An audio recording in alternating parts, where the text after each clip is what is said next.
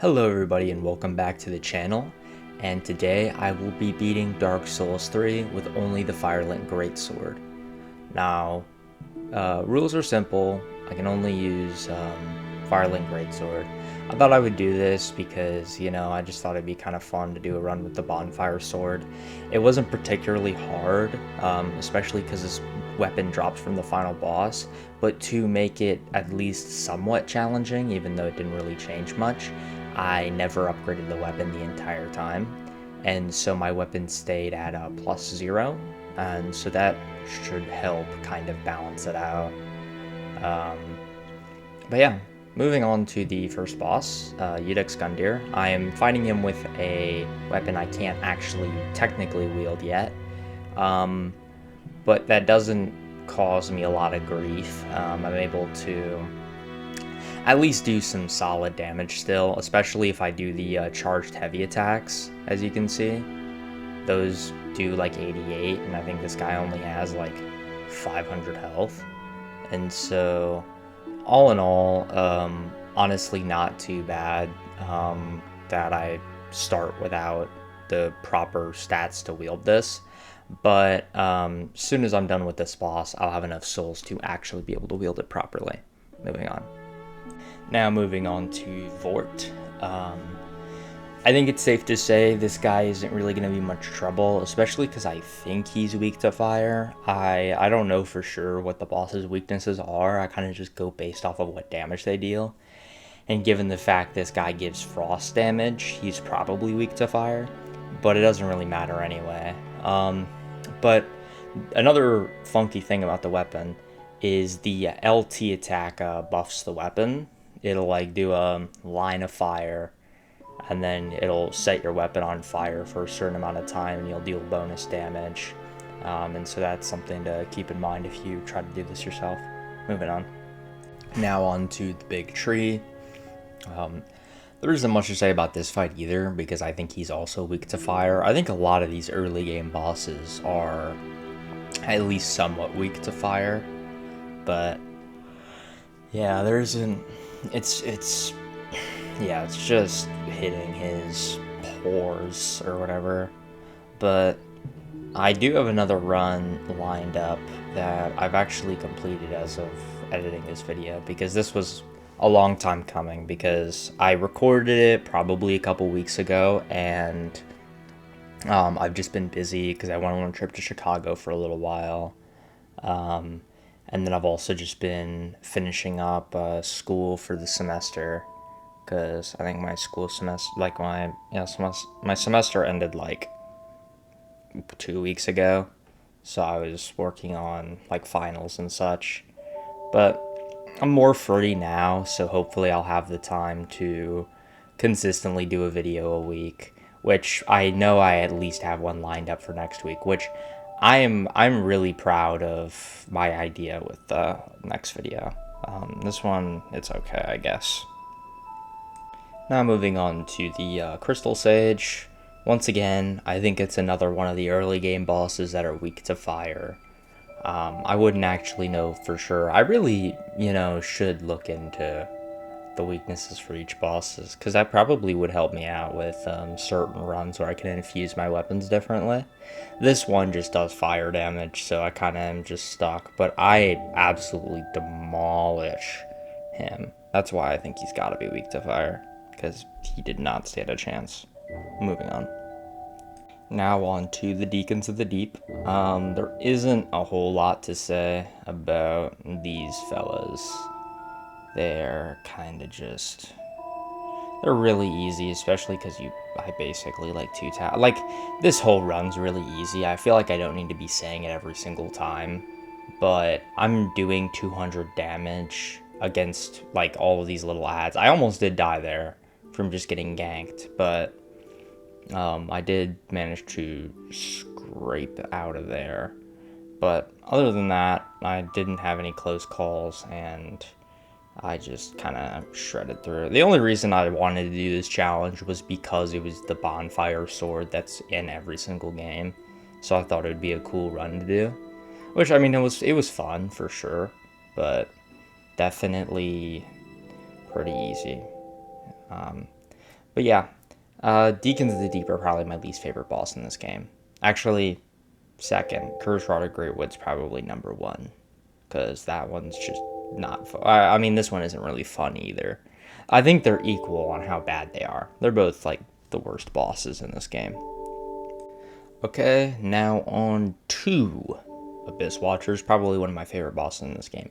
The one thing this game does well is it has good bosses. Like, I mean, you've got the Abyss Watchers, you've got the Twin Princes, you've got Nameless King. I would say Dragon Slayer Armor is a fun fight. But yeah, there's a lot going on in this game that's a lot of fun. Like, a lot of the bosses are nice. I feel like this is probably the game with some... Actually, Elden Ring has some really nice bosses too. But I feel like I just kind of enjoy Dark Souls 3 bosses more. I don't really know why. I think it's just I prefer Dark Souls 3.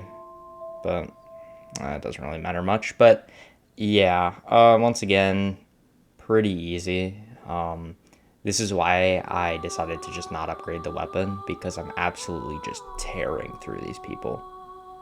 Now on to Wolnir, which of course wasn't bad, especially because I think it only took me like 5 or so hits to break those bracelets. Let's see. With my weapon buffed as well. We'll see. 1, 2, 3, 4, 5. Yep, 5 swings per. So I killed this guy in just about 15 swings. Honestly, sometime I kind of just want to try killing him without breaking all the bracelets, but I don't know how. I guess I could just keep attacking one arm. That's probably how I would do it. Because I don't know how much health he has normally, because I always just break his bracelets off. Speaking of good bosses, we are now on to Pontiff Sullivan, probably one of my favorite fights of all Souls series. I remember my first time through playing Dark Souls 3. I don't know if I've told this story before, but I really got stuck on Pontiff because he's kind of tough your first time around, because he's got, like, I don't even know how to explain it. He's kind of tough, especially his clone, if you don't really know how to deal with it. But it was a lot of fun. And then it was also kind of cool, like, right after I beat Dark Souls 3, the Elden Ring DLC came out. And Pontiff Sullivan and Promised Consort Radahn have a very similar, if not the same combo, like the 6-swing combo where, like, he holds his swords over his head and then he starts swinging. I don't know if it's the exact same or if it's just close to the exact same, but it's very similar at least. And so that was kind of cool to see. But yeah, this guy did kind of give me trouble just because I feel like in second phase he runs a lot. I don't know. But yeah, and it's so hard to hit the clone because half the time when I go for the clone, he ends up teleporting back to Sullivan when he's just like a little bit away. Yeah, that's the combo I'm talking about right there. Holds his swords over his head and he just starts wailing on you. Yeah, and then at that point I just decided to kill him instead of trying to kill the clone because he was one hit. But yeah, moving on. Now moving on to Aldrich, Saint of the Deep, or Devourer of the Gods. They call him Aldrich, Saint of the Deep in the opening cutscene. I got messed up there. But yeah, once again, I'm still shocked that I'm not putting levels into health and I'm putting I must be putting levels into strength to give myself more damage. That's the only thing I can think of, but I don't really need it. I don't really know what I was thinking here. Like, this was a few weeks ago. I mean, yeah, because it's not like I was just wasting souls. I don't really know what I was doing. Or honestly, I think I might have been putting a lot of stats into equip load for the Flynn's ring. But at some point that does have a hard cap, so I don't know how much I put into that, but I don't know, we'll see. Almost got murdered there. And also I gave him some free HP from that Life on Scythe move. Honestly, sometimes I just feel like I dodge it the right way, and sometimes I just get hit with it. Like there, I felt like I dodged it well enough. I mean, last time I fought him, which is not this time, this is really confusing, but yeah. My other run, which I won't tell you what weapon I was using, because it's a really fun weapon. And, well, I'll give you a hint, it's a shield. But it's not a shield that you would conventionally see anybody use. As a matter of fact, I've never seen anybody use this shield before in a challenge run. So I thought it'd be fun to use it. But, anyway, Aldrich is dead. Moving on. Now moving on to Yarm the Giant. This guy is not great when I try to use anything other than the Storm Ruler. One day, maybe, I'll kill him with some random weapon, but I don't even know how much health he has. I mean, he probably has, like, what? I'm trying to think how much damage. Well, here, let me see when I pick up the Storm Ruler how much damage it does per shot. Because I think it does around 5,000, and it takes about 5 swings of the Storm Ruler to kill him. So he probably is close to 25,000. He probably has actually, like, 35,000 HP. Yeah, because it's almost 6,000 per swing, actually. Because it's, like, 5,000 and some change. So he probably has, like, close to, like, 30,000 HP. Which is kind of crazy. But we'll see if I can dwindle it down with a random weapon someday. But today is just not that day. Actually, maybe it is 25,000 because that last swing was 4,000. But yeah. I think here's when you can start to notice how, like how much it's affecting me to not level up the weapon. Like, I'm still doing good damage. Also, I almost immediately got murdered. But yeah, no, I still do okay damage, but I mean, compared to what I was doing earlier, it's definitely not as great. But I mean, I've honestly done runs with worse weapons, so in reality, this really isn't that bad. Like, once again, this was kind of just for fun. And I really expected to get this out sooner, especially because it only took me like a day to do the run.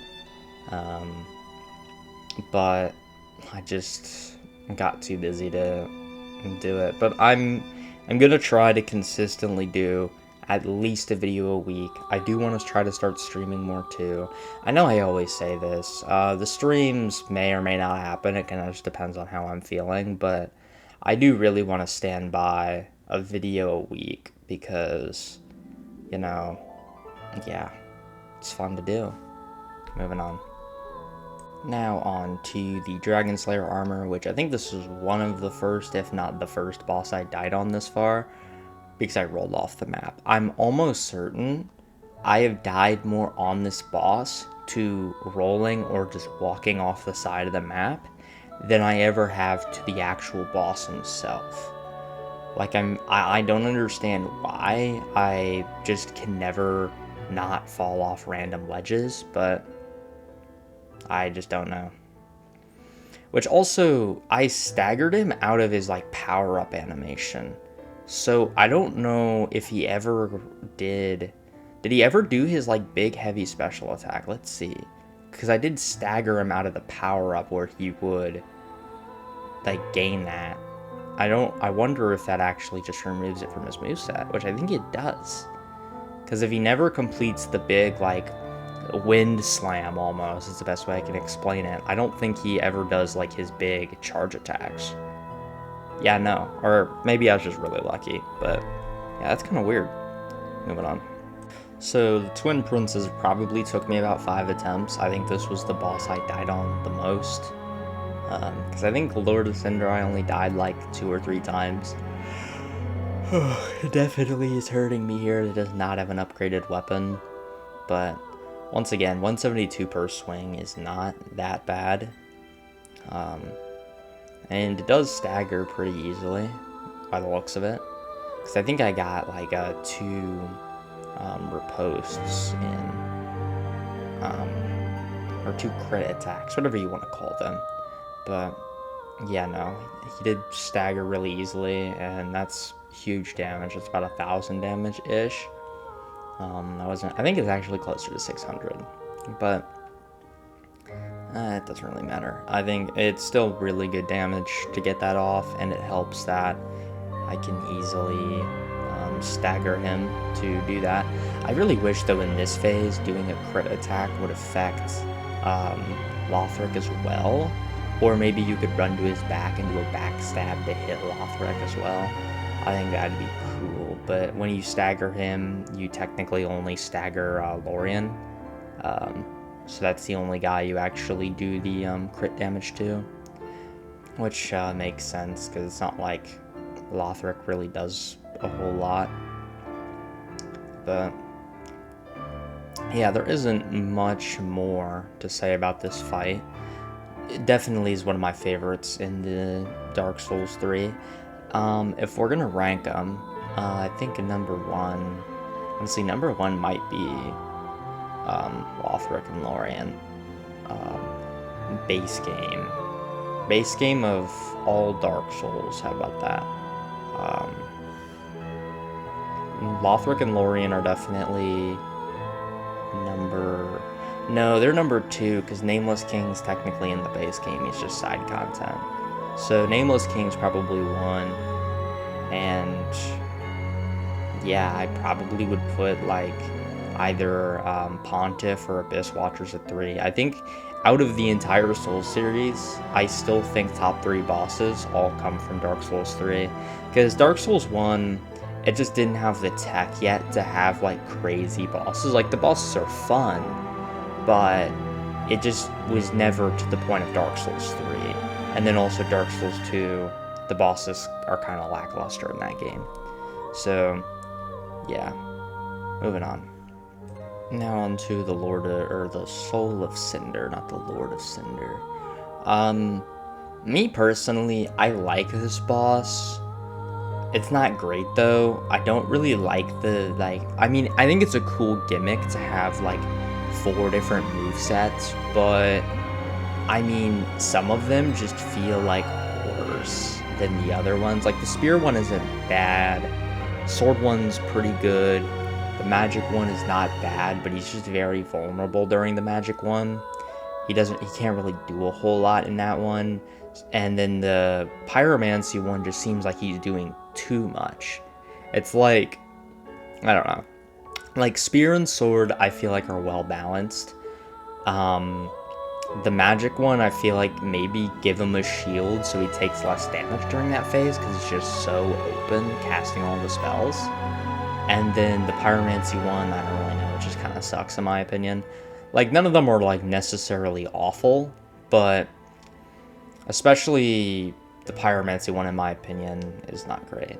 But second phase, I love second phase. It's really cool because it's just a throwback to Gwyn.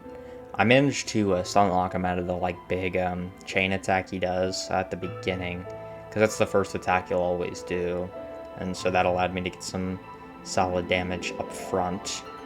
But yeah, Soul of Cinder is really cool boss, especially the second phase. I really do like the throwback to Gwyn from Dark Souls 1, because I don't even know why I dodged around in there. That just got me damaged, because honestly what you want to do is just dodge backwards to get away from the explosion. But yeah, with that, I did beat Dark Souls 3 with only the Firelink Greatsword. Wasn't really much of a shocker, to be honest. But yeah, I'm really sorry I haven't uploaded in a while. This is probably going to be my first upload in about 3-ish weeks. But I am going to try to upload a lot more consistently, and I even have another video lined up for next weekend. But anyways, I really hope you guys did enjoy watching, and I will see you guys in the next one. Bye.